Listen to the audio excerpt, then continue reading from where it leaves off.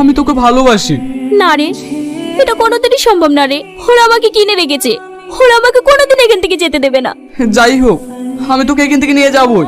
কেন বুঝছিস না? আমাকে নিয়ে যেতে হলে অনেক টাকা লাগবে। যত টাকা লাগে দেবো, কিন্তু তাও আমি তোকে এই নরকে থাকতে দেবো না। আমি দেখছি। চল বেড়া, 10 মিনিট হয়ে গেছে। খাবারটা খেলিস মায়া। এইসব লোকের আসা যাওয়া কিন্তু খুব বেশি হয়ে যাচ্ছে। ও শুধু খাবার দিতে এসেছিল দাদা। ঠিক আছে ঠিক আছে, এর পরের দিন থেকে যেন আমি ছাড়া ওর ঘরে কেউ না ঢুকে। ঠিক আছে দাদা। আরেকবার ভেবে দেখ।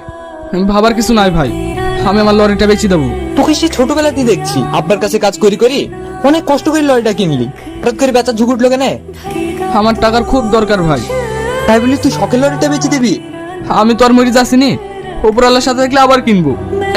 এই কাগজপত্রগুলো সব ঠিকঠাক করে নে। মায়া, কোথায় তুই? দেখ আমি তোকে লিতে দেখছি। মায়া, কি উল্টো পাল্টা বকছিস? মাথাটা তো খারাপ হলো নাকি? মাথা আমার খারাপ হয়নি দিদি, তোমার হবে।